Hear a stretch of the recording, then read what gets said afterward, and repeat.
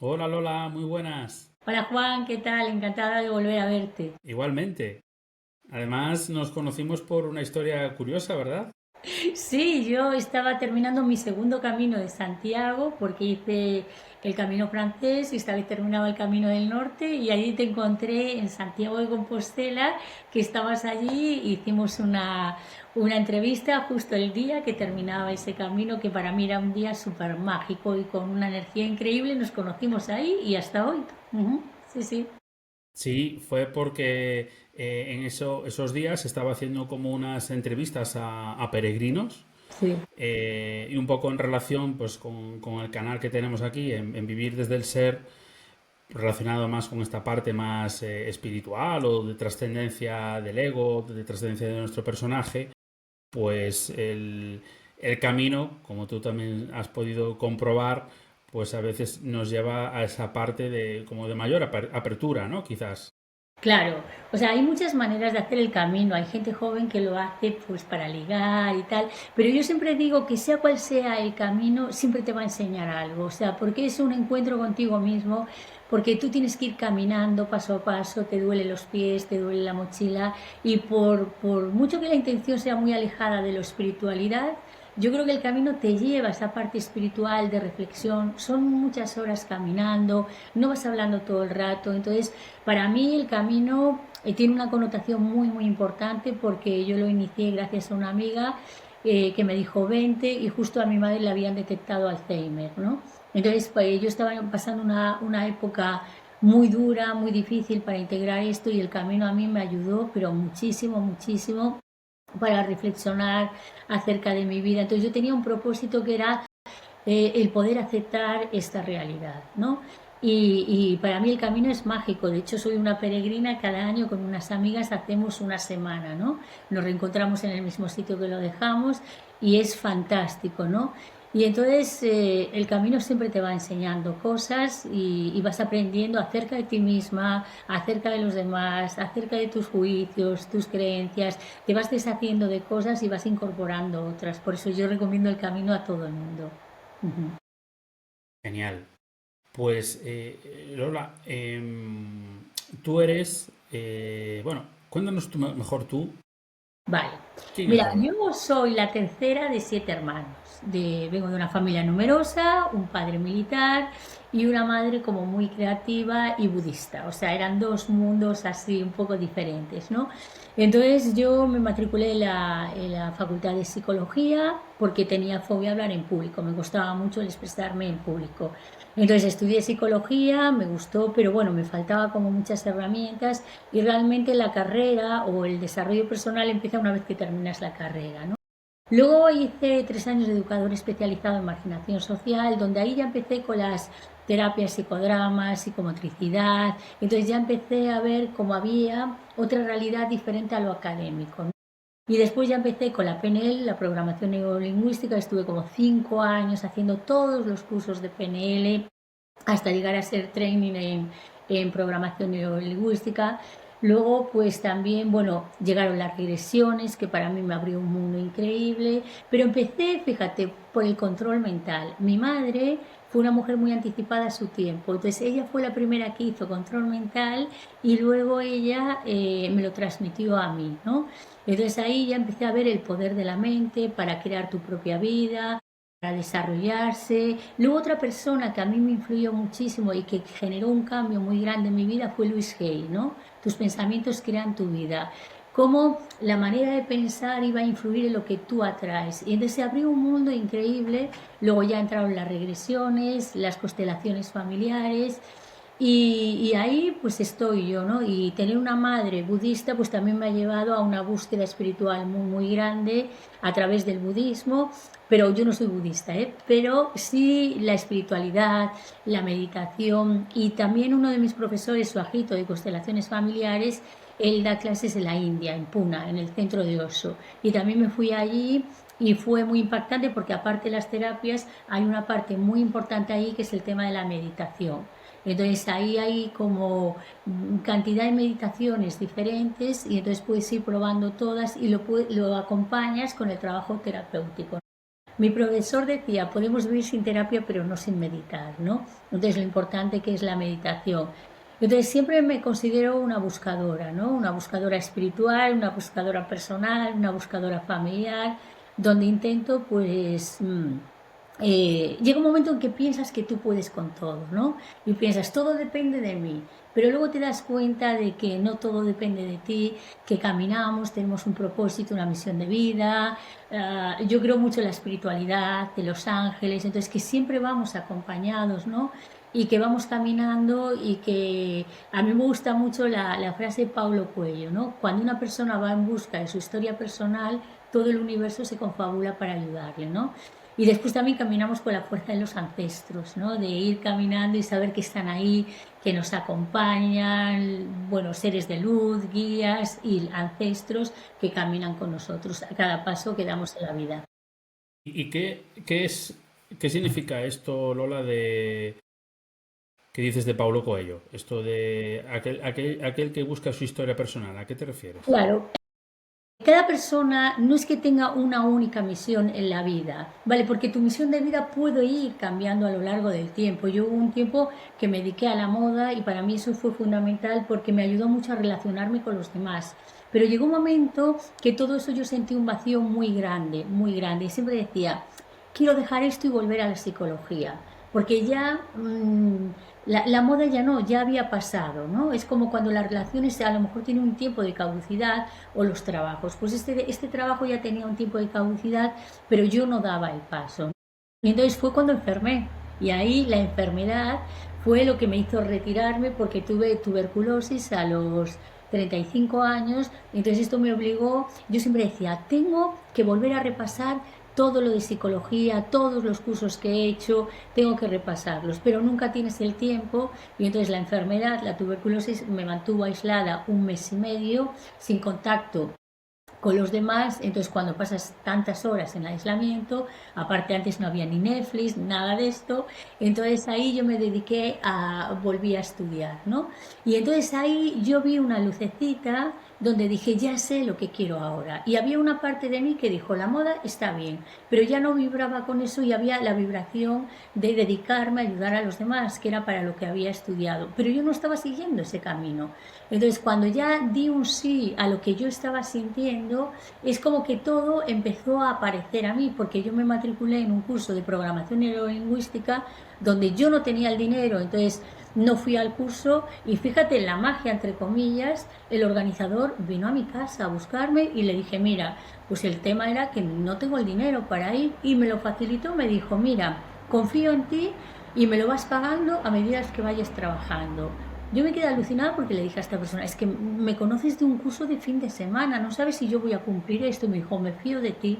Y entonces es eso, que todo me empezó a venir a facilitarse las cosas cuando yo me alineé con lo que en aquel momento era mi misión y propósito. Que ya digo, no existe un único, para algunas personas sí, pero esta misión y propósito puede ir cambiando a lo largo de Ujú. la vida. Y entonces yo no me atreví a hacer este cambio. La enfermedad fue un despertador de conciencia que me llevó en la dirección que estoy ahora y me siento feliz. Lo que yo en un momento dado vi como un drama, el estar enferma en verano, cuando todas mis amigas salían, la playa, el sol que me apasiona y no podía, entonces pues esto es lo que pasó, ¿no? Que a partir de ahí mi vida pegó un cambio y hasta hoy aquí estoy. Ujú. Genial. Y en relación a lo que cuentas, ahora ya con más experiencia, yo lo cuento de esta manera, para ver Sí, para compartirlo contigo, a ver también cómo lo ves tú. Yo procuro simplificarlo como que la vida, o sea, yo he llegado a un punto de comprensión, o al menos en en mi código, sí, de no decir a la vida cómo tienen que ser las cosas, ya, ¿sabes? Sino sí, como más de escucha. sí. Y Ujú. es, y es como decir, oye, ¿será que cuando tenemos estas crisis, depresiones, estreses profundos, está más relacionado quizás con que realmente no nos escuchamos, pero sí que hay una parte de nosotros que sí que nos está diciendo que sabe perfectamente en cada momento lo que toca, tanto si toca la moda como si ahora toca volver a... Sí, sí, sí. ¿Podríamos decirlo así? Perfectamente, mira, las crisis o las depresiones es que el personaje con el que has vivido ya no te sirve y necesitas hacer un cambio. Entonces las crisis son oportunidades para crecer, para hacer ese cambio. Es decir, tú has vivido con una identidad que ha funcionado, pero de repente ya no. Entonces ya empieza como que hay algo que quiere salir y tú sigues apegado al viejo rol y entonces te va deprimiendo, ¿no? A mí la metafísica me encanta y hay una frase que yo siempre digo, ¿no? Es, Dios mío, dame fuerza para cambiar lo que puedo cambiar, serenidad para aceptar lo que no puedo cambiar y sabiduría para ver la diferencia. Entonces, no se trata de decir, yo me quedo totalmente pasiva, no, hay cosas que yo puedo cambiar, pero también hay cosas, por ejemplo, cuando a mi madre le detectaron Alzheimer, que yo dije, yo tengo que aceptar esto. Y fue el gran dolor como una madre tan espiritual tenía Alzheimer. Entonces ahí yo tuve que tener la serenidad para aceptarlo, ¿no? Y luego la sabiduría para saber cuándo tengo que luchar, cuándo tengo que aceptar. A mí hay una autora que me encanta que se llama Byron Katie, ¿no? Que dice, cuando Sí, nos la conozco. peleamos con la realidad salimos perdiendo solo el 100% de las veces. Entonces muchas veces nos peleamos con esa realidad y yo me peleé con el diagnóstico del Alzheimer de mi madre. No, no, no. Entonces, cuando dejas de pelearte con esta realidad y la aceptas, porque hay que aceptarla, entonces ahí es cuando empezamos a estar bien, ¿no? Que hay otra frase que a mí me encanta que dice, la fuente de todo sufrimiento es el apego a un pensamiento. Por ejemplo, estoy soltera, yo estaría mejor en pareja, me apego a ese pensamiento y sufro. Estoy en pareja, estaría mejor soltera, me apego a ese pensamiento y sufro. Estoy gorda, estaría mejor delgada, me apego a ese pensamiento y sufro. Lo que yo puedo ver es decir, vale, estoy gorda. Entonces, eso es una experiencia que yo tengo que experimentar. Entonces, de repente digo, pues quiero estar delgada, inicio un proceso, pero no pienso, la delgadez me va a dar la felicidad, la pareja me va a dar la felicidad. Estar sola me va a dar la felicidad. En cada momento tenemos que aceptar la realidad que estamos viviendo y a partir de ahí decir, esta realidad me causa dolor, ¿cómo puedo yo transformarla sabiendo que es lo mejor que tengo que estar viviendo? Porque cuando a mí me diagnosticaron tuberculosis, vamos, me pareció un castigo divino, ¿no? Y hoy digo que ha sido una de mis mayores bendiciones. Entonces, yo ahora tengo las herramientas para decir, bueno, esto lo tengo que aceptar y a partir de ahí voy a crecer, porque estoy viviendo una crisis, una enfermedad, y entonces si la acepto es un despertador de conciencia. Si yo empiezo a negar o a pensar que hay otra realidad mucho mejor para mí y no acepto esta, pues lo que dice Baruchetti, salgo perdiendo solo el 100% de las veces. Genial. Y entonces en relación a esto de cuando vivimos quizás desde nuestro yo auténtico, no sé si podría decir como un do dormido, un yo dormido que le llamamos a veces ese personaje, ese ego que nos Sí, domina, que quizás actuamos más desde nuestras proyecciones o desde un yo más cultural, y sí. quizás un yo más auténtico que, que- que sabe lo que quieres, que está más conectado realmente contigo, con tu autenticidad. Sí, Entonces, em, podríamos decir que a medida que vayamos despertando, em, estamos más conectados, estamos más sintonizados con ese yo auténtico. totalmente. Mira, hay personas, por ejemplo, yo he trabajado, llevo 30 años como psicóloga, ¿no? Entonces hay personas empresarias que han ganado muchísimo dinero y de repente sienten que aquello ya no le funciona. Y lo dejan todo y se van a vivir, pues, no sé, tranquilamente a la playa a hacer surf, por ejemplo, ¿no? Entonces, para esa persona es el cambio que necesita. A lo mejor otra persona lo que necesita es desarrollarse profesionalmente, ¿no? Entonces, hay un movimiento del alma, yo siempre digo que las cosas tienen música para mí, ¿no? Y entonces cuando dejan de tener música, para mí es un aviso de que hay un cambio que tengo que hacer. Si no lo hago, pues mal asunto. Entonces cada persona, cuando tú estás bien en conexión con ese propósito y misión de vida, Es una persona que estás en paz y en armonía, lo cual no significa que estés en el mundo de Yuppie y que no haya problemas. Es decir, eres psicóloga y tienes problemas, sí, ante todo soy humana, después soy psicóloga, pero ante todo soy humana, lo único que a lo mejor tengo más recursos para gestionar determinadas situaciones o emociones, o también sé que yo puedo recurrir a amigos terapeutas para trabajarme, porque yo también me trabajo. Pero sí que es verdad que cuando tú estás en esa misión del alma, es como estar con las ondas alfas. Parece que el tiempo no pasa, te gusta tu trabajo. A mí la gente me dice, Lola, es que a ti se te nota que tu trabajo te encanta. Digo, me encanta, pero no significa que no me canse, pero es que vibro porque me gusta. Entonces el esfuerzo no es tan grande como si te dedicas a algo que no te gusta nada. Entonces cuando tú estás alineado con tu misión, las cosas te cuestan menos, las disfrutas, te encanta compartir, hay generosidad, proyectas al mundo alegría. Pero cuando tú no estás ahí en sintonía con lo que tú quieres, se produce un estado de tristeza, de malestar, un estado de impotencia. Entonces la persona es bueno que, por ejemplo, a través de la meditación, a través de una éutica, que la persona empiece a mirar hacia adentro en lugar de mirar hacia afuera. Tenemos que mirar, es decir, ¿qué es lo que me está diciendo? Hay un libro que a mí me apasiona que se llama Verónica decide morir, de Paulo Coelho. Y lo nombro a Lo él porque leí. tiene un lenguaje muy sencillo. Entonces, lo que dice es eso, pues varias personas que tenían proyectos de vida que no los cumplían, apareció la ansiedad, apareció la depresión. Entonces, cuando esas personas miraron hacia adentro y decir, ¿qué es lo que yo quiero ser en la vida más allá de los condicionantes de mi padre, de mi madre, de mi pareja, de la sociedad? ¿Qué es lo que quiero ser yo? Entonces tú cuando descubres lo que quieres ser yo y tomas el riesgo de ponerlo en práctica, entonces es cuando empiezas a florecer. Y sea lo que sea, es que da lo mismo que me quiero ir a vivir a una cabaña. Yo conocí en India, porque viví en India, gente que había renunciado y que se alquilaba una habitación y que era feliz allí viviendo en la playa y que lo había tenido todo y ya quería otro tipo de vida. Entonces, cada persona tiene que sentir quién soy yo más allá de todos mis condicionantes, qué es lo que a mí me hace feliz, pero una vez que yo descubro lo que me hace feliz es qué pasos doy yo para conseguir esta felicidad. No nos podemos sentar y decir, bueno, pues ya va a venir todo, ¿no? Es el pensar, el sentir y el hacer. Entonces, y ahí, cuando estamos en esta sintonía, es cuando el universo tenemos que escuchar lo que nos dice, porque también yo siempre utilizo esta frase. Dios no nos da siempre lo que queremos, pero sí lo que necesitamos, ¿no? Y a veces nos cuesta ver que eso realmente es lo que necesitamos. Por ejemplo, cuando yo enfermé, yo ahí tuve una crisis de espiritual brutal, diciendo, pero adiós, ¿cómo me puedes hacer esto? Y cuando mi madre enfermó, tres cuartos de lo mismo. Entonces a veces también te enfadas, ¿no?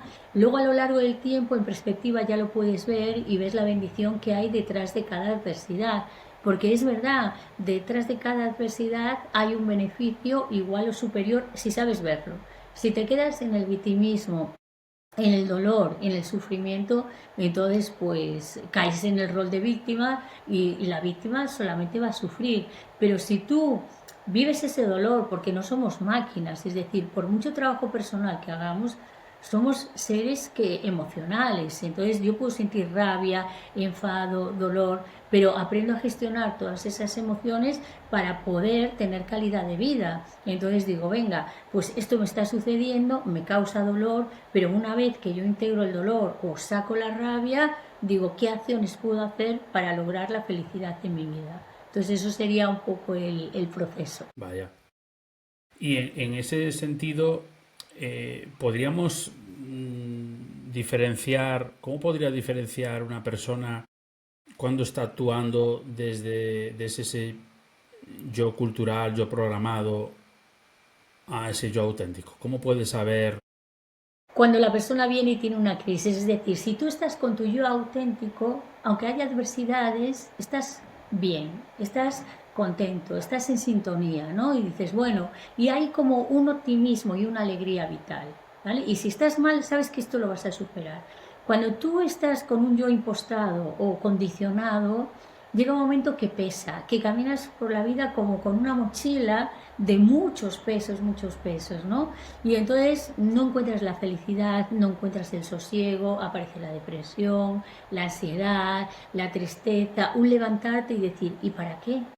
¿Para qué? Aparece la rutina, hoy va a ser igual que el otro día. Entonces yo a estas personas le digo que empiecen por un pequeño cambio, es decir, cuando una persona quiere adelgazar, no adelgaza al día siguiente 5 kilos, a lo mejor adelgaza 200, 300 gramos, pero tiene que celebrarlo porque mañana van a ser más y más. Y es lo que se llama pasitos de bebé, es decir, si tú vives en un estado de condicionamiento, de viejos patrones, y esto hace que te encuentres mal, lo primero que tienes que hacer, que yo le digo a la gente, conecta con tu niño interior. O sea, y con la niña. ¿Qué te gustaba cuando eras pequeño? ¿Qué querías de la vida? ¿Cuál era tu sueño, tu ilusión, no? Y de todos esos, ¿cuál ha perdurado en el tiempo? ¿De qué manera estás cumpliendo este sueño? Entonces, en la medida en que tú empiezas a cumplir tus sueños, te encuentras bien. Si no, ahí lo que hay que hacer es decir, ¿qué pequeños pasos puedo hacer yo para hacer esto? Y claro que hay sueños que tienes de pequeña que dices, bueno, esto sí, esto no, ¿no? Pero yo, por ejemplo, de pequeña siempre quería ayudar a los demás. Quería ser abogada, pero con la fobia a hablar en público, la vida me dijo, por ahí no, por aquí. Entonces me dedico a la psicología, pero también es un acto de ayuda.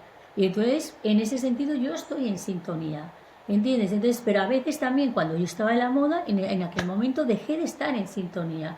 Entonces dije, bueno, a mí la enfermedad me sacó, pero mientras yo estaba enferma dije, tengo muchas horas, entonces voy a programarme para coger el hábito de leer un poco de un libro cada día, de estudiarme estos apuntes. Entonces empecé a hacer pequeñas acciones que ya me empezaron a motivando y luego al día siguiente te levantas como contenta de haber hecho un pequeño paso y haber hecho ese pequeño paso te motiva para dar el siguiente, porque no podemos esperar que la vida cambie ¡pum! De golpe. Esto ocurre de vez en cuando, pero para lograr cambios duraderos y profundos tenemos que ir poquito a poco y dar pequeños pasos de bebé. Y si nos caemos y volvemos para atrás, yo siempre le digo a las personas, si tú ves a un niño pequeño que intenta caminar y se cae, no le dices qué torpe eres, aplaudes cuando da el primer paso y cuando se cae le ayudas a levantar y le dices, venga, vamos a intentarlos otra vez. Y eso es lo que tenemos que hacer con nosotros mismos, porque a veces caemos en la exigencia, en la crítica. Entonces es fundamental el cuidarse a uno mismo, decir, mira, lo estoy intentando, bueno, que hoy no lo he conseguido, pero mañana lo voy a volver a conseguir y doy otro pequeño paso y me felicito por cada paso que doy, ¿no? Y entonces así ya voy creciendo cada vez más, ¿no? Que es un poco el efecto Pigmalión. El efecto Pigmalión es eso, lo que yo creo y me lo digo se acaba convirtiendo en realidad. Y entonces me tengo que decir cosas positivas. Y hay una frase que a mí me encanta, finge ser feliz y acabarás siendo feliz. Esto es fundamental y la actriz está en Gaia, la de Dune, el otro día la vi que decía eso y dice, claro, yo al ser actriz tengo que creerme los personajes, ¿no? Y cuando me los creo actúo bien. Y dice, y en la vida el único personaje que yo quiero es ser feliz, con lo cual a veces finjo ser feliz, ¿no? Y en el libro La princesa que creía, los cuentos de hadas de Marcia Grad de Ediciones Obelisco, habla de esto, finge ser feliz y acabará siendo feliz, porque la gente que se victimiza y se dramatiza, pobre de mí, y chupa la atención a través del drama, acaba sufriendo, porque como es tanto drama, la vida responde a esa energía y te dice, tú estás sufriendo, pues toma más sufrimiento. Ahora, finge ser feliz, pues qué bien, y ves lo positivo, la cantidad de cosas positivas que tiene la vida que damos por hecho, hasta que nos faltan. Entonces hay que agradecer el tener una ducha, el tener una casa, el tener un trabajo, el tener salud, el tener amistades, el tener un televisor. O sea, todo es dar las gracias, porque cuando tú viajas por el mundo te das cuenta de que eres de la parte afortunada, porque hay otras realidades totalmente diferentes. Entonces, cuando tú empiezas en un estado de gratitud y entonces empiezas a celebrar la vida, empiezas a celebrar las cosas buenas que te pasan, empiezas a poner el foco en lo positivo y la vida te va a traer muchas cosas positivas. Pones el foco en lo negativo y la vida, como no te cuestiona, dice, pues venga, adelante, ¿no? Siempre pongo el ejemplo de que la mente es como un volante y tú vas conduciendo un coche. Si aquí hay una pared y tú giras el volante y te vas a estrellar, el volante no dice, no gires que hay una pared, el volante obedece, ¿vale? Pues el subconsciente es lo mismo. Si tú le dices, ¿cómo sufro? Pues la vida dice, pues sufres, ¿vale? Te Vale. hago caso. ¿Cómo soy feliz? Y la vida te dice eso también. Genial. Pues hemos hablado, bueno, pues que hay como un yo auténtico y un yo, por llamarlo de una manera más cultural, más programado, aprendido, fabricado. Dices que claves para el yo auténtico, pues con las que me quedo es con esa musicalidad, es decir, como que si hay música en tu vida, pues me quedo con Eso es lo eso. que me ocurre a mí, no a todo el mundo, pero a mí sí, Sí, sí, pues sí. eso es algo con lo que me quedo, es decir, como que si hay pistas quizás de que estamos en nuestro yo auténtico, en nuestra vida más real, por llamarlo de una manera, menos Sí. planificada, menos pensada, menos fabricada, pues hay como esa música, ¿no? Como esa armonía, como una vida quizás más orgánica, que como dices tú, no significa que sea todo happy, sino que lo que te trae la vida, pues bueno, también lo puedes desde ese yo real, desde ese yo Sí. auténtico, pues también lo vas a saber transitar, ¿no? Entonces, yo quería preguntarte cómo, en tu experiencia, Lola, no solo en ti, sino en todos esos casos, esas personas que acompañas, que has acompañado, ¿cuál es la causa fundamental de que tengamos ese yo fabricado, ese ego, no sé, programado? ¿Qué es lo que más nos provoca, qué es lo que más provoca que nos desviemos de nuestro yo auténtico, en tu experiencia? La infancia y la educación. Que, por ejemplo, hay una cosa que se llama lealtades familiares. Tú llegas a una familia y esa familia te va a formatear de la misma manera que la sociedad. Pues tú imagínate que llegas a una familia donde tú ya vienes por naturaleza con una vena artística, pero en tu familia todos son o empresarios, o abogados, o médicos. Entonces se supone que tú tienes que cumplir las expectativas del sistema familiar. Entonces lo haces porque todos queremos pertenecer, porque cuando nos sentimos que pertenecemos a un grupo, a una familia, nos sentimos más seguros y sostenidos por la vida. Entonces, ¿qué ocurre si tú haces, quiero tu vena artística, quiero ser titiritero, no sé, quiero ser del circo, me lo invento, ¿no? Entonces el sistema te va a mirar mal. Entonces muchas personas acaban renunciando porque han aprendido desde pequeñitos a complacer para ser amados. Entonces lo primero que le digo a la gente es que revise su infancia, porque todos renunciamos a trocitos de nosotros mismos por recibir amor. Y si yo, por ejemplo, me encanta bailar, pero mi madre me dice, no hagas ruido que tu padre está durmiendo la siesta, voy a cortar esa energía mía de movimiento y me voy a adaptar a los mayores. Entonces, desde pequeños, todos aprendemos a renunciar a partes de nosotros en función de lo que nos dicen las personas que nos educan, pero papá y mamá tienen una función principal. Y no significa que papá y mamá sean malos, sino que antes no había una educación emocional y se educaba como se educaba. Y muchas veces te educaban de una manera, pero porque tenía la mejor de las intenciones, a veces a través del maltrato. Entonces aprendías a obedecer, porque llevar la contraria era estar en peligro, con lo cual luego de mayor vas a ser complaciente. A veces hay niños que papá ha emigrado o mamá está triste y son como, bueno, ahora tú eres el hombrecito de la casa, o ahora que tu madre está mal, te ocuparás tú de todos los demás, que eres mujer. Entonces, esos niños en la infancia ya aprenden desde muy pequeñitos a negar sus necesidades, quién soy yo, qué es lo que quiero, y están en función del sistema familiar, de papá y de mamá. Entonces es algo que como aprendes de pequeño es como una segunda piel y luego creces y las personas adultas no son conscientes de que van arrastrando esto, ¿no? Entonces, por ejemplo, el otro día trabajé con una mujer que se había muerto una hermana suya.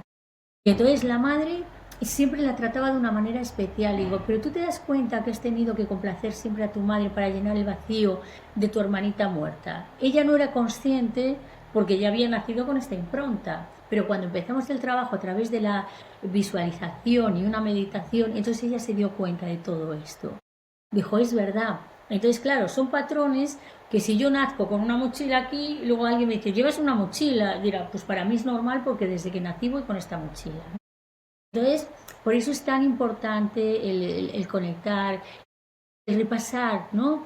En qué familia he nacido, qué creencias me dijeron, porque a veces, por ejemplo, ganarás el pan con el sudor de tu frente y la persona se condiciona para sufrir, porque si es feliz dice, uy, aquí algo raro va a pasar, porque estas son las creencias, entonces el dinero, el trabajo se consigue con el sudor de la frente y acaba complaciendo o repitiendo todo lo que le han dicho en la infancia. Entonces, por eso la infancia es determinante. Por eso los padres es bueno que sean conscientes de qué mensajes le transmiten a los hijos, de qué manera les dejan libertad para ser ellos mismos, para explorar, ¿no? A lo mejor un niño es muy inquieto, pues estate quieto. Y antes, por ejemplo, Juan, los zurdos. A los zurdos se le ataban, se le pegaban y le quitaban todo eso. Yo cuando en consulta tengo a personas que fueron zurdas y las han castrado, le dije, pues ahora date la libertad de hacer garabatos con la mano izquierda. Despierta tu mano izquierda, darte esa libertad que te cortaron en la infancia. Entonces, en la medida en que empezamos a ver de qué manera estamos cumpliendo las expectativas de papá, de mamá, de los abuelos, del sistema familiar, de los profesores y nos alejamos de las nuestras, porque a veces pueden coincidir, pero en la mayoría de los casos no. Ahí es cuando creamos esa estructura del yo que nos llega al sufrimiento. Pero en la medida en que tú empiezas a recuperar esa parte de ti, ese anhelo del alma, empiezas a estar mejor, empiezas a estar como más contenta o más contento y la vida fluye de otra manera diferente. Ujú. Porque en la vida ya hay adversidades, entonces hay que llevarla de la mejor manera posible, pero cuando estás en lo que tienes que estar, y eso se transmite, porque a nivel cerebral existen las ondas beta y las ondas alfa. Los niños pequeños están en ondas alfas cuando están jugando, que es como, ya pasó tanto tiempo, tan poquito tiempo. Entonces, cuando los adultos estamos haciendo algo que nos gusta, conectamos con esas ondas también, entonces dices, o cuando te enamoras, dices, ay, pero ya nos tenemos que ir, o cuando estás de vacaciones, pero qué pronto pasó esto porque estás siendo feliz. Entonces, cuando tú estás en sintonía con lo que te gusta, con lo que haces, el tiempo también pasa más rápido, las experiencias las disfrutas mucho más. Y para eso hay que investigar la infancia. Luego también yo creo en otras vidas, ¿no? Después, claro, pero hay gente que no cree, yo trabajo con gente que no cree en otras vidas. De hecho, yo escribí un libro sobre regresiones, ¿no? Entonces, también hay condicionamientos que vienen de otras vidas, pero eso ya es otro tema más amplio. Vale. Bien, pues hemos hablado entonces de esa causa principal y tú en tu trabajo trabajas, bueno, has hablado de esas lealtades, trabajas mucho con esa parte también sistémica. En qué puedes decirnos dos cosas? Sí, ¿De dónde nace tu interés por todo esto? Si tiene que ¿vale? ver con algo, con alguna herida, con algo interno tuyo, de por qué profundizaste en esto. Y dos, ¿en qué nos puede ayudar esa visión más sistémica? Mira, nos puede ayudar en ser libres, porque el ser humano piensa que es libre, pero no es verdad. Estamos condicionados por toda nuestra historia familiar. En nuestro ADN está la memoria de todo lo que vivieron los antepasados y ancestros. Y nosotros pensamos que decidimos, pero no decidimos ni para la pareja. La pareja son encuentros de biografía y tú vienes a sanar todo lo que has heredado. Entonces, existe una herencia que es fácil de ver, ¿no? Yo te puedo decir, oye Juan, es que eres igual que tu padre. Y tú dices, vale, porque sí, lo he visto. Pero a lo mejor imagínate que yo conocía a tu bisabuelo y tú no, porque cuando tú naciste él ya había muerto y yo te digo, ¿te pareces a tu bisabuelo? Eso lo puedes encajar. Pero si yo te digo, ¿tienes la alegría o la tristeza de tu bisabuelo? Entonces, los rasgos de carácter los heredamos también porque pasan en el ADN donde tenemos toda la información. Con lo cual, no somos libres, estamos condicionados por las experiencias que han vivido nuestros padres, por los traumas que han vivido padres, abuelos y antepasados. Entonces, esto nos lleva a repetir patrones, porque lo que te decía antes, el ser humano quiere pertenecer. O sea, tú, por ejemplo, a un animal los pulsas, a un león los pulsan de la manada y no va a sobrevivir. Pues el ser humano igual, necesitamos pertenecer al grupo, al clan, y esto nos hace ser leales a nuestro sistema, incluso a nivel inconsciente, y hace que repitamos patrones. Nadie viene y me dice, Lola, yo quiero enfermar, yo quiero no tener pareja, yo quiero no tener dinero. Todo el mundo conscientemente quiere tener amor, dinero y salud. Pero cuando investigas el árbol familiar, a lo mejor hubo ruinas en ese sistema familiar, hubo relaciones de pareja de dolor y sufrimiento, o hubo enfermedades. Entonces la persona quiere conscientemente, pero esa pertenencia al sistema familiar le va a llevar inconscientemente a repetir, a autoboicotearse y fallar en las relaciones de pareja, repetir los mismos patrones, arruinarse repitiendo los patrones familiares. Pero como ya te digo, esto ocurre a nivel inconsciente siempre. Entonces yo vengo de una familia donde somos 7 hermanos, un padre y una madre, y que eran como dos mundos diferentes, ¿no? Entonces yo tengo como alta sensibilidad, entonces todo aquello me venía muy grande, pero me venía muy grande el mundo también. Yo salía a la calle, veía a un pobre y me ponía a llorar. Y digo, y esto no puede ser, ¿no? Entonces me viene de un interés por descubrir el mundo, por qué somos como somos, por qué pensamos como pensamos, ¿no? ¿Por qué el ser humano es como es? ¿Por qué mi padre es como es? ¿Por qué mi madre es como es? ¿Por qué cada uno de mis hermanos es como es? ¿Y por qué yo misma soy como soy? ¿Por qué estoy atrapada y tengo esta timidez tan grande? Porque yo sigo diciendo que soy tímida, pero ahora soy una tímida trabajada. Pero yo de entrada soy muy tímida, pero yo ya sé que puedo superar eso. Pero yo vivía como una cárcel emocional, con una timidez, no me atrevía a hablar, no me atrevía a decir, no me atrevía a discutir.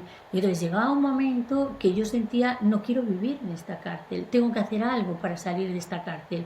Y lo único que se me ocurrió fue la psicología. Y como vengo de una familia tan grande y que somos una familia a la vez muy unida, pero eso no significa que no haya conflictos.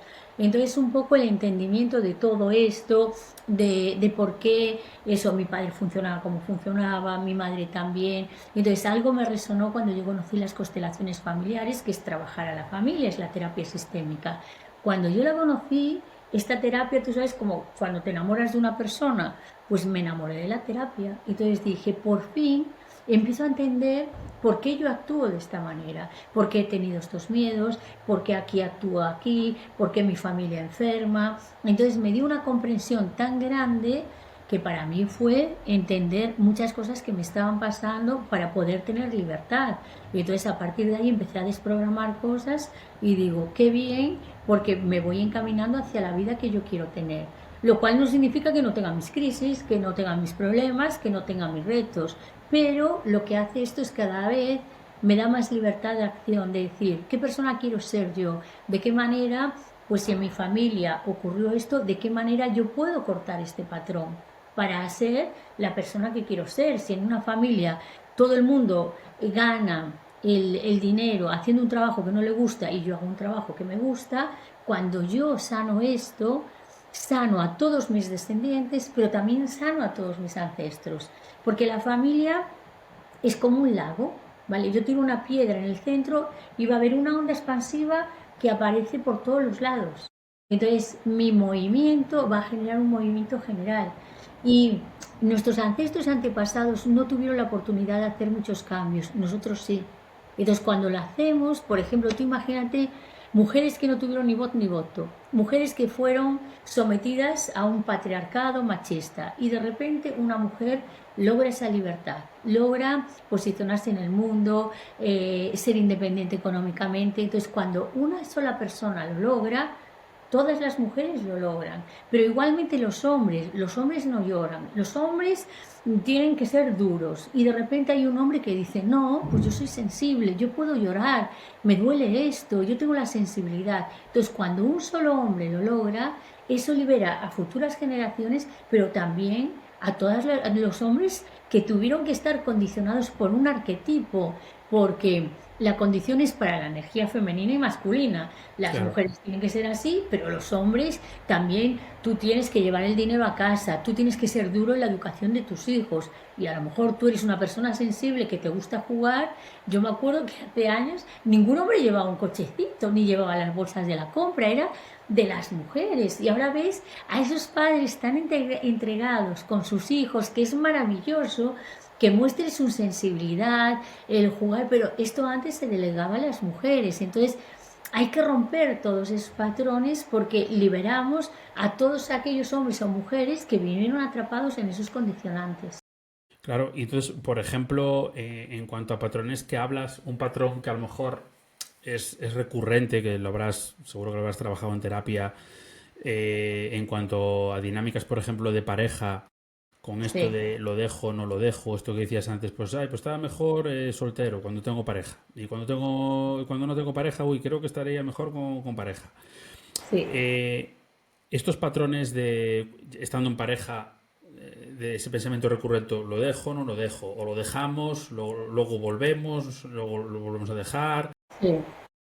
Tú ahí, la fuente, tu mirada con respecto a eso volvería a ser esas lealtades familiares. ¿Hay relación? Claro, tú no has escuchado la frase para toda la vida. Claro. Para toda la vida es una cadena perpetua, no revisable. Y entonces, claro, muchas mujeres y hombres también, para toda la vida. Entonces, no es para toda la vida, es mientras dure el amor, estamos juntos. Y cuando no, con amor y agradecimiento nos decimos adiós. Pero antes, en la época de Franco, no había el divorcio. Y entonces, ¿qué te enseñan tus padres? Que tienes que aguantar, que tienes que someterte. Y los hombres tenían la vía de escape de la sociedad, de salir, y esto, pues las mujeres tenían que aguantar en casa las infidelidades, el llevar la carga de los niños. Entonces, aguanta, porque yo he aguantado, te vas a acostumbrar. Entonces, todos esos mandatos están ahí. Y yo he visto a muchas mujeres aguantar dolor y sufrimiento por estas lealtades. No, dice, me quiero separar, pero no sé por qué, no me atrevo, me siento mal, me siento culpable. Claro que se van a sentir culpables, porque van a desobedecer al sistema familiar y a la sociedad. Bert Hellinger, que es el creador de las constelaciones, decía, el que quiere ser inocente no crece. Tengo que sentirme culpable de decir a todo mi sistema familiar, yo lo hago de diferente manera. Y está bien que vosotros habéis aguantado, yo no, porque el mejor ejemplo que le puedo dar a mis hijos es que vean un padre y una madre feliz. Y entonces yo me separo con respeto a que esa pareja yo la elegí porque estaba en sintonía conmigo. Entonces, si yo soy una mujer víctima y atraigo a un maltratador, no le puedo echar la culpa a él, porque si no, el siguiente también va a ser igual. Entonces yo digo, pues yo he visto sufrir a las mujeres y entonces como soy mujer me he identificado y lo he hecho así. Entonces ahora voy a quitar ese programa, pero yo merezco ser feliz y si estoy con una persona y estoy bien me quedo y si no me voy, porque nadie dice me separo. Normalmente hay un estudio que todas las personas que se separan llevaban por lo menos 1 año, 2 años pensando ya en eso. Porque nadie dice, sí, Ale, no, porque has vivido con esa persona, porque hay hijos, porque hay un proyecto en común, porque hay una casa en común. Y hay un estudio que dice que el 90% lleva 2 o 3 años pensando Seguro, antes de hacerlo. Entonces, seguro. con lo cual es algo muy meditado, muy, muy Es, meditado. es algo meditado, pero también es algo que energéticamente pues también te deja muy, muy consumido, ¿no? Sí, claro, estar en una... Mira, hay una cosa que decía Antonio Gala, ¿no? Dice, cuando estás solo, o sea, la soledad compartida es la desesperación. Cuando tú estás solo te queda la esperanza, pero la soledad compartida es la máxima desesperación. Claro, estás solo, pues dices, no sé qué va a pasar, a lo mejor mañana encuentro el amor o me quiero a mí misma. Pero la soledad compartida es lo peor de lo peor de lo peor. Entonces, muchas personas viven una soledad compartida y claro, es una tristeza increíble. Entonces, claro, hay miedo a lo nuevo, la gente no sabe cómo hacerlo, pero bueno, existe la ayuda de la terapia, ¿no? Porque claro que cuando hay un proceso de divorcio uno está muy vulnerable, hay mucho dolor. Bergelinger decía otra parte, el que no llora en una separación es raro, porque si has amado, vas a llorar. O sea, las personas que aman lloran, porque es como si se muere alguien que tú quieres. Yo puedo creer en la reencarnación, pero cuando murió mi madre, vaya si lloré. Y claro, murió con 45 kilos, delgadita. Yo ya le decía, mamá, no quiero que vivas así. La echaba de menos y lloré, lloré, lloré porque la amé mucho. Y en una relación de pareja ocurre lo mismo. Aunque tú veas que ya no eres feliz, cuando se produce eso hay una tristeza, hay un llanto y hay que vivir eso porque es un gran maestro. Luego lo transformas y sigues adelante. Y esto es fundamental. O sea, porque hay muchas personas que yo este fin de semana di un grupo aquí en Pontevedra y es increíble porque había muchas mujeres que intentaban cambiar a sus parejas. Y entonces se quejaban, se quejaban. Y entonces yo decía, ¿por qué no te separas? No, y siempre había como disculpas. Entonces yo siempre digo que en las relaciones de pareja hay tres opciones. Imagínate que hay una infidelidad, por la parte que sea. Una opción es me quedo y integro la infidelidad y entonces empiezo de cero. La otra es yo no puedo integrar esta infidelidad porque no puedo, entonces cojo y dejo a esa persona. Pero la opción peor, peor, peor, peor que hay, que coge mucha gente, es me quedo y me quejo. Entonces, cuando yo me estoy quejando, estoy echándole a mi pareja la infidelidad, eso es fuente de sufrimiento. Vale más que te separes o que digas, lo acepto y empiezo de cero. Esas dos opciones son válidas. La tercera es la peor, pero es la que escoge mucha gente. ¿Por qué? Porque para toda la vida. Porque han visto madres o padres intentando cambiar a su pareja, luchando porque el otro cambie. Nunca, jamás podemos cambiar al otro. El otro tiene que querer cambiar. Ya Sí. cambiarnos a nosotros mismos es un esfuerzo increíble. Cambiar al otro es imposible. Y además ahí en lo que dices entran dos programas brutales.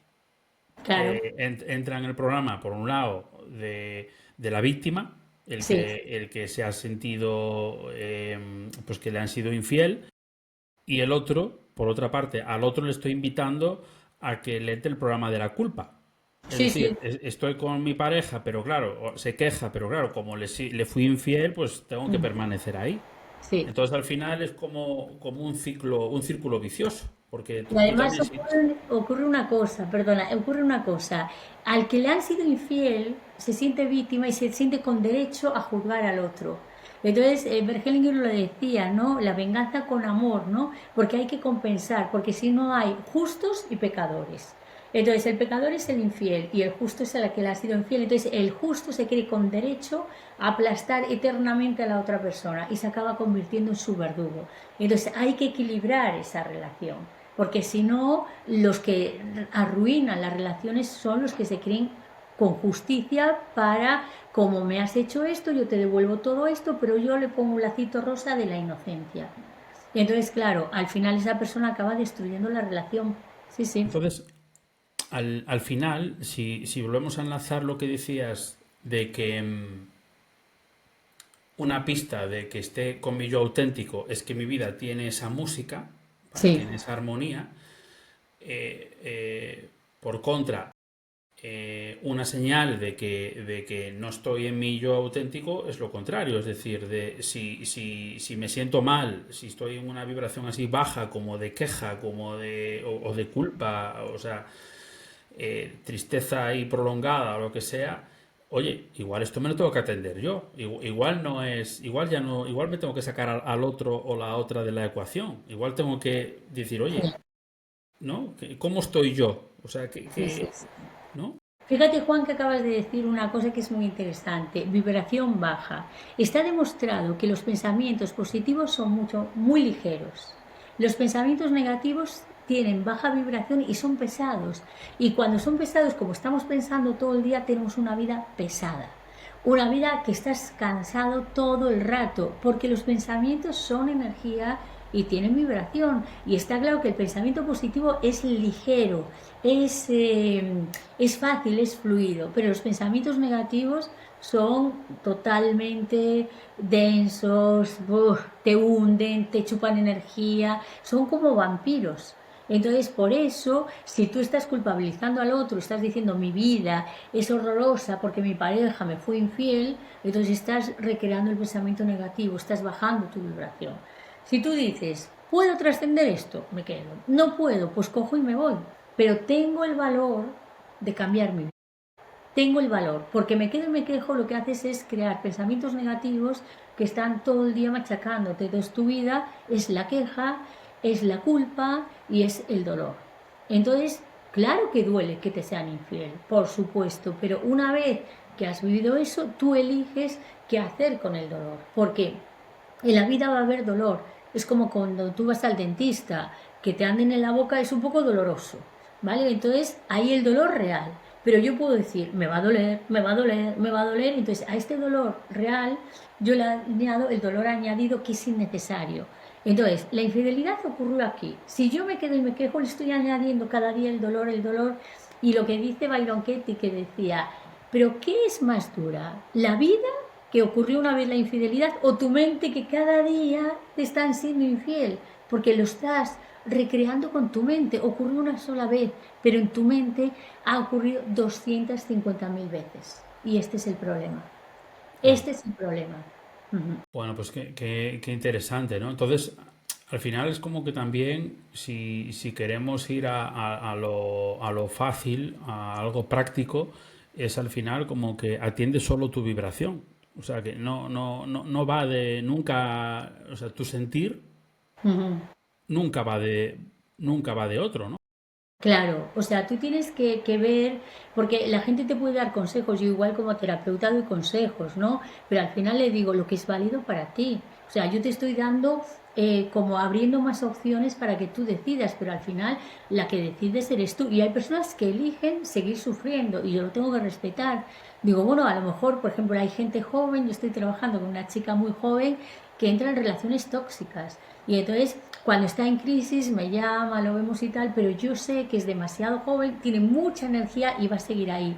Pero toda esa información, esa terapia que va haciendo le va quedando para más adelante, cuando ya se canse de sufrir, porque la energía, cuando eres joven, bueno, aguantas, es decir, sales por la noche y al día siguiente te levantas genial. Con el tiempo sales una noche y al día siguiente estás muerta, ¿no? Pues lo mismo, digo, bueno, pero va decidiendo.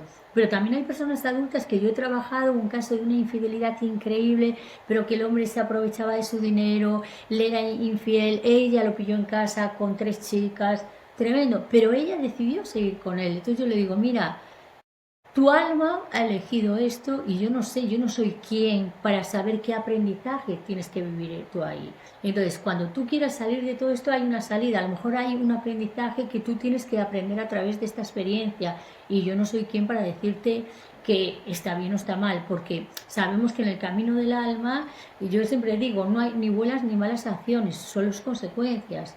Entonces, si las consecuencias son negativas, pues algo tendrás que hacer para cambiar, pero a lo mejor tienes que vivir determinadas experiencias traumáticas para poder desarrollarte después. Hay personas, yo conozco a una persona que entró en el mundo de las drogas y a qué se dedica ahora, a ayudar a otras personas que son drogadictas, a otras personas, pero entonces tuvo que vivir esa experiencia y ahora es un terapeuta de lujo, de lujo.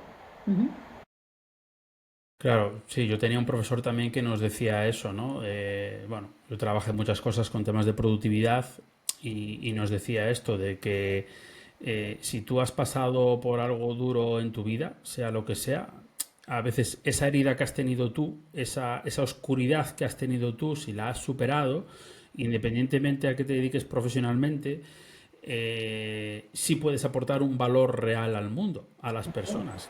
¿Por qué? Porque tú vas a saber dónde Sí, está esa persona, vas a saber sí, cómo se siente, vas a sí, saber que por qué luego no consigue dar 3 pasos, o si da 3 pasos, sí. por qué luego vuelve para atrás. Entonces, eso también puedes Claro, aportar un valor muy importante. porque las experiencias tuyas te dan alma. Yo puedo decirle a una persona, puede haber estudiado la fobia a hablar en público, pero como yo lo he vivido, lo que yo transmito tiene alma. Y entonces muchas personas han sufrido mucho, muchos terapeutas hemos sufrido mucho y hemos hecho mucho trabajo personal para poder ayudar a otros. Es lo que se llama Quirón en la carta astral. Quirón es el sanador herido. ¿Dónde tenemos la herida? Los terapeutas que al sanarla, al mirar hacia adentro y curarnos a nosotros, entonces podemos transmitir. Es decir, yo si no sé nadar no puedo ayudar a nadie, no puedo salvar a nadie de morirse ahogado. Ahora, si yo he aprendido a nadar y me he manejado en diferentes mares, yo puedo ayudar a otra persona, ¿no?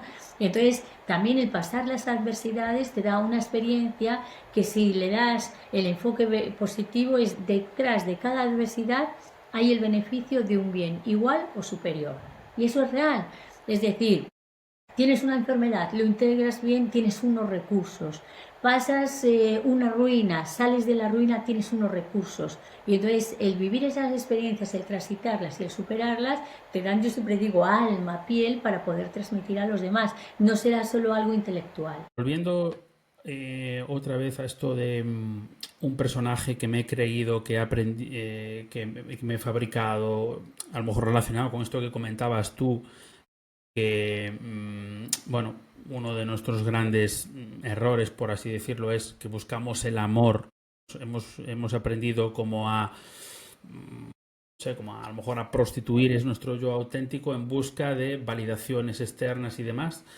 Em, ¿Cuál ha sido, Lola, si miras para atrás en ti, la mayor mentira que has creído sobre ti misma?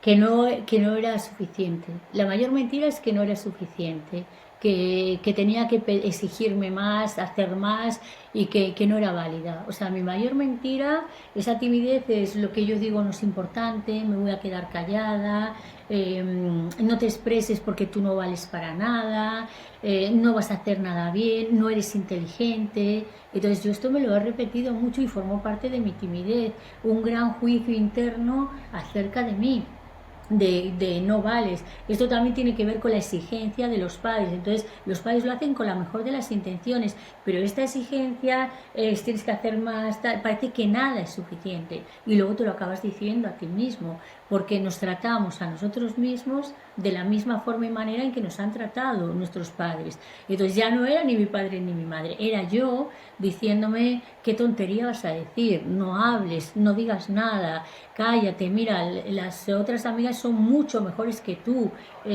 no vales. Y esto es una gran mentira que con problemas de autoestima lo tiene muchísima gente, porque venimos de una educación que no era nada positiva, que se destacaba en el fallo y en el castigo. Ahora ha cambiado y la educación es mucho más positiva. Tú lo que haces es valorar las cosas positivas que tiene cada persona y cuando cometes un error dice, venga, vamos a transformarlo, pero la educación que recibimos antes era la letra con sangre entra y entonces lo que reforzaba en lo que tú hacías mal y acabamos cada uno de nosotros reforzando lo que cada uno hace mal. Entonces muchísimas personas vienen a mi consulta con el síndrome del impostor. Mira, pues he conseguido este lugar en el mundo, pero es que creo que no valgo. Y personas con unas capacidades increíbles, pero claro, internamente se están diciendo, estás engañando a todo el mundo porque tú no eres ni tan válido ni tan válida, ¿no? Entonces yo creo que eso a mí me ha pasado muchísimas veces, ¿no? Yo, por ejemplo, cuando lanzo un libro al mundo, también me digo, pero tendré algo importante que decir, ¿no? O cuando grabo un vídeo para mi Instagram, digo, pero esto será importante. Hay tanta gente que dice cosas tan bonitas, tan interesantes, que digo, va, esto, pero al final he aprendido a decir, mira, mi mensaje va a llegar a quien tenga que llegar y habrá gente que no le guste, porque esto también me gusta de Byron Katie, no somos Dios. Dios es el concepto más universal y no le gusta a todo el mundo. Pretender gustarle a todo el mundo es jugar a ser Dios. Y si ni Dios le gusta a todo el mundo, tú muchísimo menos. Entonces yo he aprendido a que yo intento transmitir lo que me sale del corazón. Habrá gente que le encante y habrá gente que diga, Lola es una petarda. ¿Sabes? Pero bueno, es que no puedo hacer nada, no depende de mí la opinión de los demás, pero lo que sí depende de mí es lo que yo quiero comunicar y cuando alguien me ha escuchado en cualquier cosa o has leído algún artículo de mi blog o ha leído mis libros y me escribe un mensaje y me dice, Lola, me has ayudado muchísimo, para mí ya eso es suficiente y eso vale mucho más que todas Ajá. las críticas, ¿no? Entonces es un poco esto. Vale. Y Lola, en cuanto a lo que es ser auténtico, Ujú. ¿qué relación hay para ti con, con ir recuperando esa, esa autenticidad? Es decir, cuando vamos programados y cuando buscamos el amor ahí fuera, Sí. es como que Somos codependientes, ahí establecemos relaciones de apego, de codependencia o relaciones de poder, que el otro tiene poder sobre mí y yo necesito apegarme. Cuando tú te conectas con tu niño o tu niña interior, con tu auténtica verdad, entonces la manifiestas al mundo. Ya la aprobación de los demás no es tan importante. A todos nos gusta que nos digan que bien lo haces, a todos, absoluto. Y el que diga lo contrario, el que diga a mí no me importa nada, no es verdad. A todos nos duele que nos excluyan o las críticas, pero luego te aprendes a manejarte en esas críticas, sabiendo, haces un trabajo interior de decir, no le puedo gustar a todo el mundo, pero me gusto a mí misma. ¿Y con quién vives tú las 24 horas del día, 365 días. ¿Quién es tu mejor compañera? Tú. Entonces, si tú te gustas a ti mismo, estás en armonía y en sintonía. El problema es cuando yo no me gusto a mí misma, pero le gusto a los demás. ¿Con quién estoy? Conmigo voy a estar incómoda todo el rato. Entonces, en la medida en que yo diga, pues a mí me gusta, pues el que quiere pintar y la gente diga, este cuadro, vamos, es una chorrada, pero tú estás contento o contenta con tu cuadro, eso a ti te va a llenar. Y esto es lo importante, que cada persona tiene que encontrar cómo realizarse y sentir, si yo soy mi mejor amigo, ¿qué haría? ¿Cómo me divertiría? Porque a veces buscamos fuera al mejor amigo. Entonces yo digo, a mí por ejemplo me encanta la playa, ¿vale? Si tengo amigas y amigos, genial, pero si no, me voy yo sola a la playa y digo, estoy de lujo, estoy genial y hago cosas que me hacen feliz. Me encanta el cine, cantidad de veces, bueno, suelo ir con gente, pero también puedo ir sola y no ocurre nada. Entonces al final digo, es que me llevo bien conmigo misma. Hay veces que no me soporto, claro, como todo el mundo. Pero digo, me gusta la vida que tengo, me gusta el camino de Santiago, me gusta mi trabajo, me gusta mi familia, pero hay veces que digo, no soporto nada, ¿sabes? Pero se trata de eso, de sentir cómo me siento yo feliz. Y entonces cuando tú vibras en esa energía y haces cosas que te hacen sentir bien, cuando tú estás herido haces daño, cuando tú estás bien hay generosidad. Por ejemplo, siempre le pongo el ejemplo a la gente, ¿no? Cuando estamos enamorados, los problemas, va, nada, esto no pasa nada, porque ves la vida en rosa.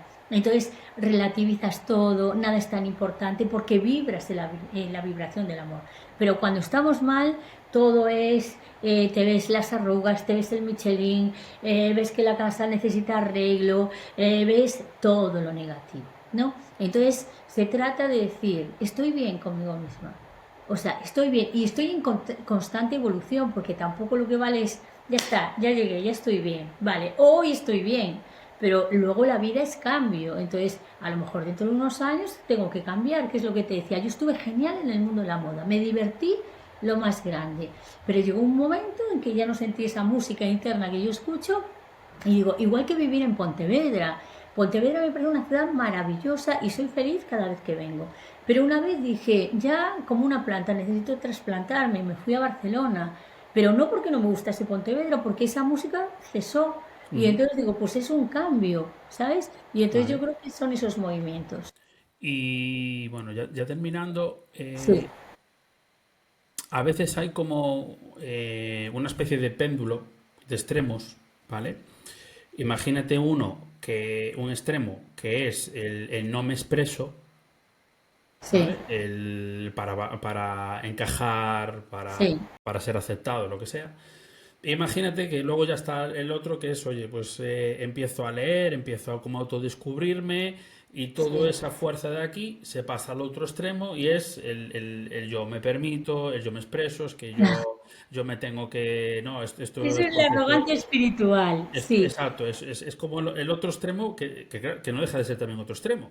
Horrible, porque además cuando tú caes en la arrogancia espiritual, juzgas y criticas a los que no son espirituales. Si es, yo sé, vas dando consejos a la gente que no te ha pedido, no, porque lo que te pasa esto y tal, y a veces ocurre. A mí me pasó de estar, de no tener nada, de repente con todas mis amigas puse esto, tal, tal, y al final te equilibras. Te equilibras y dices, cada persona está en su proceso, y esto es lo más espiritual que hay. Decir, yo me ocupo de mi vida y los demás que se ocupen de la suya. Si me piden consejo es otra cosa, pero se trata no de juzgar, decir, esta persona no es espiritual, porque tú no sabes cómo está encontrando esa persona la espiritualidad. No lo sabes y hay cientos de caminos para llegar a la espiritualidad. Entonces yo me he encontrado muchas personas con trabajo espiritual. No, es que yo como hice tanto trabajo espiritual y esta persona es una bárbara espiritual. Y digo, bueno, a lo mejor la bárbara eres tú cuando haces ese tipo de comentarios acerca de otras personas. Somos seres humanos que cada persona intenta hacerlo de la mejor manera en cada momento de la vida. Entonces se trata un poco de esto, decir, bueno, es su proceso y respetar el proceso. Ese es el mayor acto de amor, la no intervención y respetar los procesos de los otros. Lo otro es lo que tú dices, hay bárbaros emocionales, pero hay arrogancia espiritual, muchísima, porque parece que está de moda la espiritualidad y tú ves que las personas que son espirituales no juzgan, no critican, o si lo hacemos, después empezamos a equilibrar las cosas, pero no das opiniones a quien no te las ha pedido, no juzgas, mira, esta persona y tal, y no piensas, yo sé más que la otra persona, porque no es verdad. Estamos en el camino evolutivo, pasito a pasito, como el camino de Santiago. Por muchos caminos te salen ampollas, caminas, te pesa la mochila y te cansas, ¿no? Y estamos en el camino absolutamente todos. Pues nada, para terminar, dos preguntas muy Sí, concretas. sí. Una es, si conocieras a una persona joven, inteligente y con ganas de aprender, es decir, que lo que le digas, sabes que lo va a escuchar y lo va a intentar implementar y que además tiene la capacidad para integrarlo en su vida, ¿qué le dirías? Que viva y que deje de juzgarse, que viva, que celebre la vida. Una de las cosas que le diría es el agradecimiento. Es decir, mira, vive y agradece las experiencias que te trae la vida. El agradecimiento es una de las cosas más bonitas y que dejemos de juzgarnos, porque yo el otro día me hicieron una entrevista con México y dice, ¿qué le dirías a la niña que fuiste? Que está perfecta, que no se machaque. Entonces yo le digo a la gente, no te machaques porque eso te frena, no utilices la culpa, eso te frena, celebra y agradece. Es el consejo que yo le daría a la gente. Celebra las cosas buenas que hay en tu vida, agradécela y siempre le digo, sé agradecido y la vida te traerá muchas cosas para agradecer. Ese es el consejo que yo le daría. Bueno, pues por último es una pregunta que igual tiene que relación con esta respuesta o no, tú me dirás, pero ahora imagínate que tienes el poder, la posibilidad de que un mensaje tuyo se viera, lo pudiéramos ver todos en todas las vallas publicitarias que nos encontramos pues físicamente, pues las carreteras, las ciudades. ¿Qué pondría esa valla publicitaria tuya? Pues yo lo que pondría es que el conocimiento te da libertad y creo que la libertad es, para mí, es una de las cosas más importantes, la libertad de poder ser la persona que quieres ser. Eso es lo que yo le diría a la persona, porque yo me vi muy atrapada de pequeña y creo que ahora cuando soy capaz de ponerme ahora contigo a hablar, a comunicar, ya no pienso, va a gustar, no va a gustar, digo, qué conversación tan agradable y si le puede llegar a alguna persona, genial. Entonces le diría a la gente, conócete para tener la libertad de ser la persona que quieres ser. Eso es lo que le diría. Wow, me gusta. Todo al final en el autoconocimiento está la Claro, clave, sí, sí. ¿verdad? Y que el autoconocimiento puede ser a través de la terapia, la meditación. Una persona, siempre encontramos ángeles en el camino, una persona que te dice algo. Entonces, a partir de ahí es cuando crecemos. Sí, sí. Genial. Muchas gracias, Lola. Me encanta además que estés de aquí por visita, por tu tierra también, por Sí, que Galicia. estoy en Galicia, sí. Y bueno, es un placer tenerte aquí. Esperemos que esto pues haya ayudado, pueda ayudar a más personas. Ajá. Y bueno, que pases una feliz estancia en tu tierra. Muchísimas gracias, Juan, y Vale. muchísimas gracias por la invitación y por esta conversación. Gracias. Gracias a ti, Lola. Gracias. Hasta luego. Chao, chao. Chao.